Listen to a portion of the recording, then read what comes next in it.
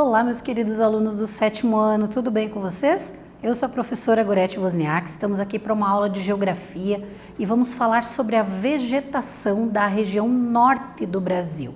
É importantíssimo conhecer algumas características específicas da vegetação dessa região, porque lá nós temos a presença da floresta amazônica. Então, o que nós temos de peculiar, de diferente nas características dessa floresta que compõe a região norte?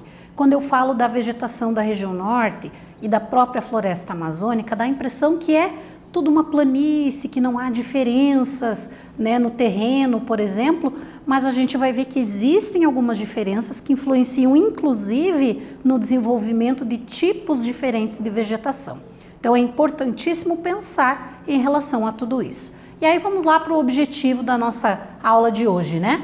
Compreender o conceito de vegetação. Quando a gente usa esse termo vegetação, será que eu sei o significado? Eu entendo? Primeiro eu tenho que saber o que é vegetação para depois entender as características da vegetação de um determinado lugar. Identificar os tipos de vegetação da região norte e relacionar a vegetação com o extrativismo, que é uma atividade econômica de retirar da natureza, né? Então, se existe essa relação entre floresta e atividades extrativas. E importantíssimo pensar, desde o conceito até os tipos, até as relações ali com as atividades econômicas da vegetação da região norte, né? E aí, perguntinhas, vamos pensar juntos a esse respeito, né? Primeiro, você sabe o que significa o termo vegetação? Quando a professora usa essa palavra, você entende o significado? O que quer dizer? Se fosse para você dizer o que é vegetação. Também, quais os tipos de vegetação da região norte? Você já estudou, já ouviu falar? Conhece alguma característica relacionada à vegetação da região norte, mais específica? E qual é a relação do extrativismo com a vegetação? Então, perguntinhas para a gente refletir dentro do objetivo da nossa aula. Trabalhar essas características da região norte, que são características naturais. Na geografia a gente estuda 4 grandes áreas, né, naturais, 4 grandes características naturais dos diferentes lugares do mundo. Uma delas é a vegetação. Então, pensar nessas características, pensar nas características da vegetação da região norte é um ponto bem importante para a geografia, porque conhecer a vegetação de uma determinada região facilita o entendimento sobre outras características, sobre modos de vida, sobre hábitos, sobre atividades econômicas daquela região. Por isso que é importante. Mas primeiro vamos entender ali o conceito, né? O que é o termo vegetação? É utilizado para se referir à cobertura vegetal de um espaço geográfico. Então, toda a cobertura vegetal de um espaço geográfico eu chamo de vegetação. O que é essa cobertura vegetal? São as plantas, né? Desde a vegetação rasteira, as gramíneas, né? Até as árvores de grande porte. Todo esse conjunto eu chamo de vegetação, porque é todo esse conjunto que vai cobrir a superfície de um determinado lugar. Então, se há essa cobertura vegetal, há a presença de vegetação, por isso usamos esse conceito. As vegetações nativas em uma região são influenciadas diretamente pelo seu clima. Olha que importante essa característica. Por isso que a gente estuda o clima, estuda a vegetação, porque existe uma relação muito próxima entre os dois. Dependendo do tipo climático, eu vou ter um tipo de vegetação. As plantas são adaptadas àquelas condições. E o que envolve o clima? Quantidade de chuva, né? Se ela é regular ou irregular ao longo do ano, características de temperatura, umidade do ar. Esses são elementos do clima que vão mudar de uma região para outra, de um lugar para outro. Então, eu tenho um determinado tipo climático, claro que eu vou ter tipos de plantas que vão se desenvolver melhor, que vão se adaptar melhor àquelas condições. Que é o caso aqui da região norte, a vegetação nativa é a vegetação da floresta amazônica. né, nativa, é natural desta região e está diretamente ligada ali à questão do clima, que é o clima equatorial. Então é um clima quente e bastante úmido. A gente diz que ele é super úmido. Por quê? Porque chove muito o ano todo, né? Ele chove e chove muito, não tem período seco, né? Vamos dizer assim.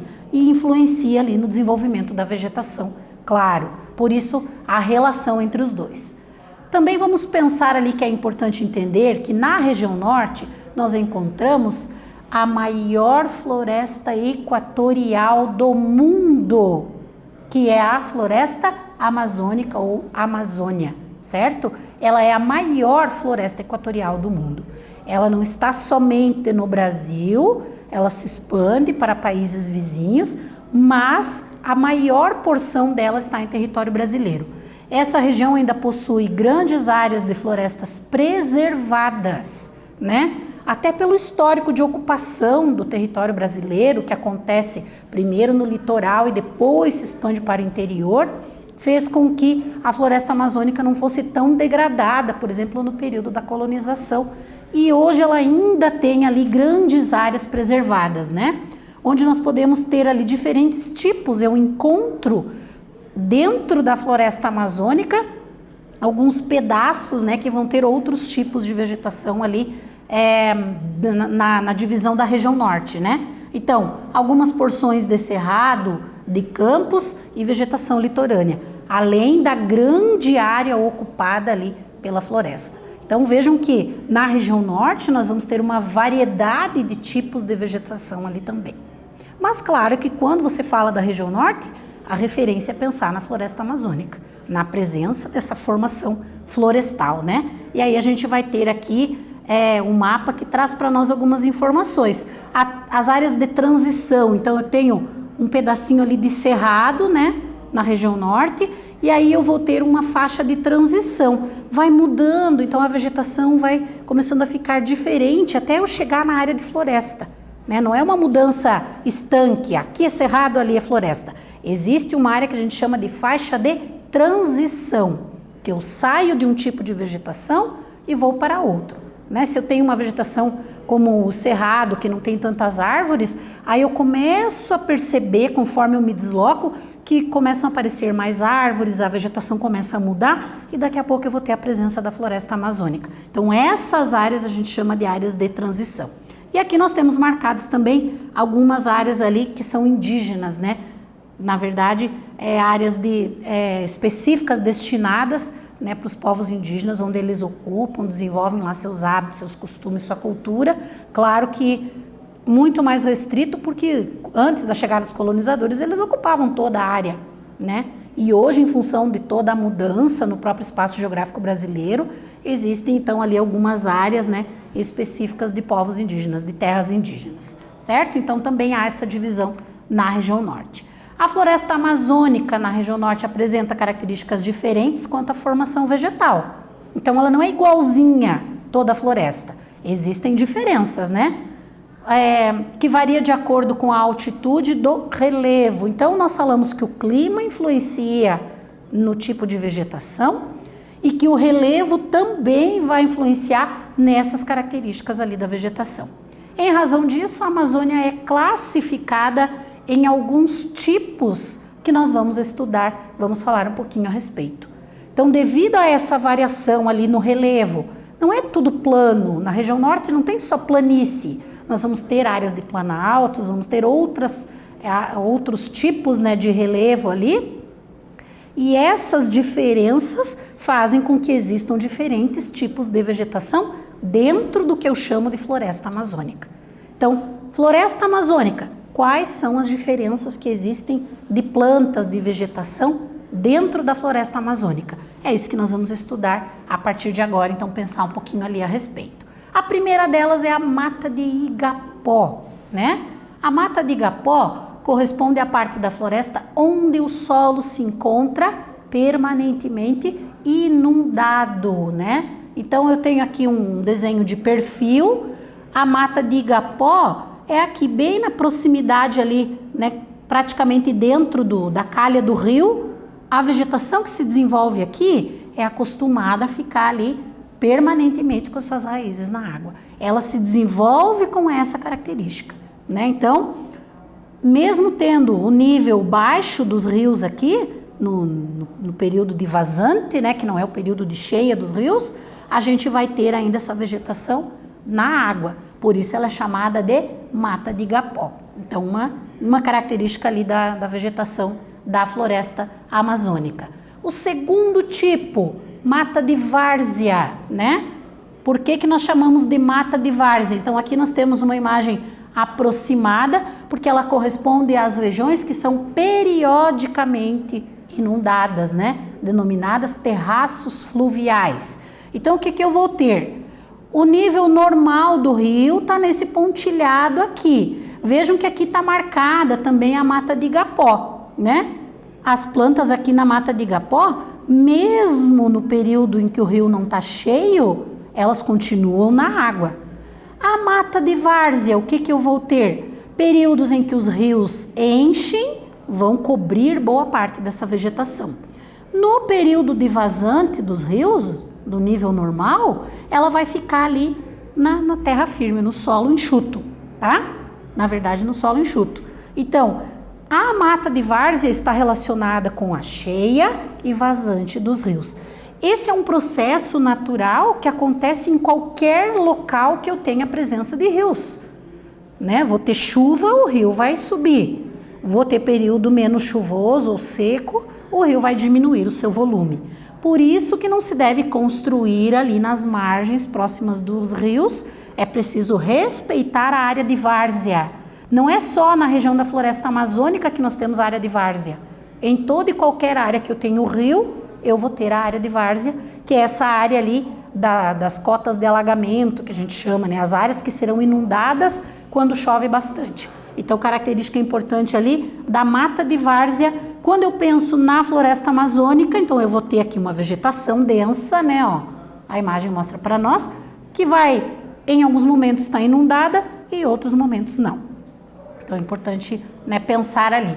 E as matas de terra firme, que correspondem à parte mais elevada do relevo, com solo seco, livre da inundação. Então, são as porções ali que não inundam, mesmo nos períodos de maior cheias dos rios ali, né? As árvores chegam a atingir 65 metros de altura.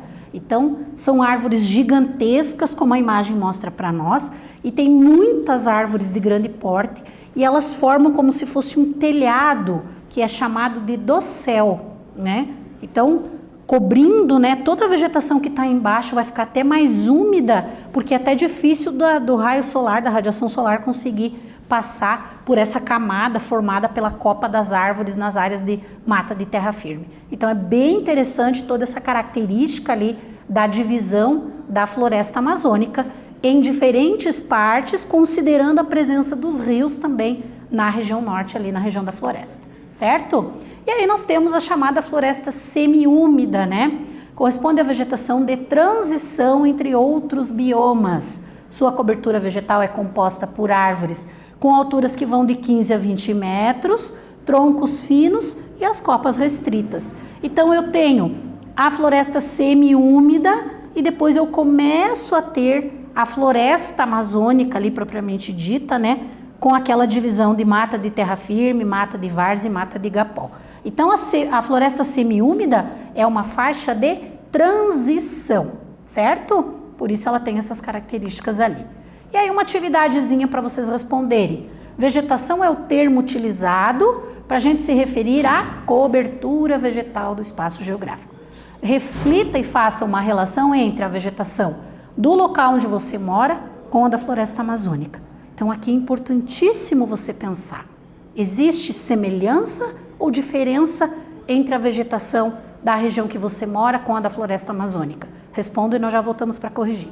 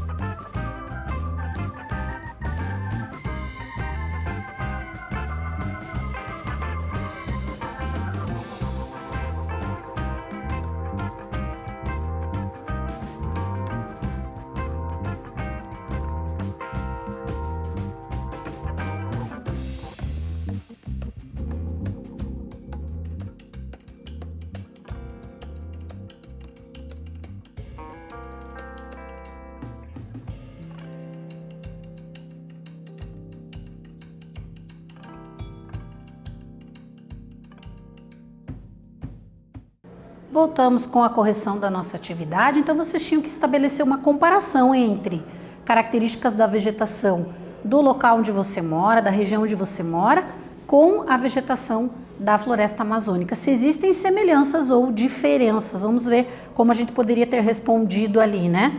A vegetação da floresta amazônica possui áreas ainda preservadas, né? As grandes áreas de preservação de vegetação do Brasil estão concentradas ali na floresta amazônica. Além, né, de se possuir uma grande variedade de espécies, existem inúmeras e diferentes espécies, muitas ainda sendo estudadas, catalogadas, muitas que não são nem conhecidas e estudadas ainda, presentes na floresta amazônica, né? No local onde eu moro, cidade de Curitiba, então sempre a gente faz a referência ali com a capital, né, do nosso estado, as vegetações estão presentes nos parques da cidade e na variedade de espécies não é hoje tão rica quanto a Amazônia. Nós tínhamos a floresta de Araucária na região de Curitiba, né? Então, importantíssima floresta, mas que devido a todo o processo de ocupação ela foi sendo retirada. Então, são características diferentes atualmente, né? Porque lá tem áreas mais preservadas, né, áreas maiores de preservação, e também porque a ocupação humana é maior na região de Curitiba, aqui no estado do Paraná, do que na região norte, ali estabelecendo uma comparação, certo? Então é importantíssima essa reflexão. E aí, pensando nessa característica, vamos ver um mapa ali da vegetação da região norte. Então nós vamos ter a floresta, né, que é dividida ali naquelas partes que a gente trabalhou anteriormente. Aí a gente tem a vegetação litorânea aqui no Pará e no Amapá. Nós vamos ter algumas áreas de campos aqui na região norte também, são os principais tipos de vegetação, e o cerrado aqui no Tocantins, já numa faixa de transição ali para outro tipo de vegetação, né? E daí sim a presença do cerrado. Então, quando a gente pensa, né, nessa característica de vegetação da região norte, mesmo em menor quantidade, nós vamos ter alguns outros tipos ali presentes também, predominando, claro, a floresta, né? E aí nós dizemos que ela é uma das áreas ali com a maior biodiversidade do planeta. O que quer dizer isso, pessoal? Variedade de vida, variedade de espécies. Por isso que eu digo biodiversidade. Diversidade de vida, né, na região. Então é a maior área ali em termos de biodiversidade. Por isso a importância também da preservação, para que gerações futuras possam ter acesso a toda essa riqueza, conhecer e utilizar ali de forma sustentável também os recursos, certo? E falando nessa questão de utilizar os recursos, nós falamos do extrativismo, né? Extrativismo vegetal. Na Amazônia, o extrativismo realizado pelas comunidades tradicionais influencia o modo de vida. O que são essas comunidades tradicionais? Os povos ribeirinhos, por exemplo, fazem parte das comunidades tradicionais, ou seja, que estão ali naqueles locais onde eles vivem há centenas de anos e desenvolvem uma relação sustentável com o meio que eles ocupam, né? Extraindo recursos necessários para manter a sua sobrevivência, mas com a menor degradação possível da área, né? Então, por isso influencia o modo de vida de grande parte da população. Eles obtêm os itens ali para sobrevivência. Entre, né, os itens obtidos ali, coleta de frutos e sementes, outros produtos da floresta, além da caça e da pesca.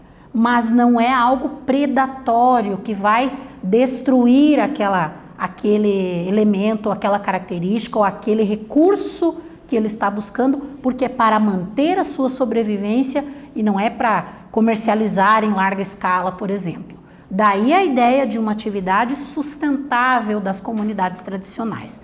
E aí nós temos também, atualmente ali, infelizmente, a ideia do extrativismo predatório, principalmente da madeira, né, para uso comercial, e isso vai acarretar sérios e grandes problemas ambientais, principalmente o desmatamento. Então a vegetação que é retirada, né, e transformada ali em toras de madeira e transportada para outras partes para serem fabricados móveis e outras coisas, acaba prejudicando de maneira significativa. Por quê? Porque é um extrativismo predatório que não está sendo feito de forma sustentável e nem pensando na conservação dos recursos naturais.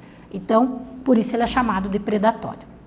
E aí nós temos ali, ainda dentro dessa ideia do extrativismo, né, a exploração comercial, por exemplo, da castanha do Pará. Além, né, desses produtos, nós vamos ter outros, né, mas eles são usados como matéria-prima para a produção de remédios, de cosméticos. Então, se retira recursos da floresta que vão ser transformados, são usados como matéria-prima para atender alguma necessidade ou alguma demanda da sociedade. Então, entre outras coisas, né, para a produção de medicamentos ali, atividade extrativista, né, de retirar itens da floresta que são usados como princípio ativo lá para desenvolver algum remédio. Então é bem importante pensar nessa parte também. E aí mais uma atividadezinha ali para a gente refletir a respeito da região norte, dessas características naturais que nós falamos.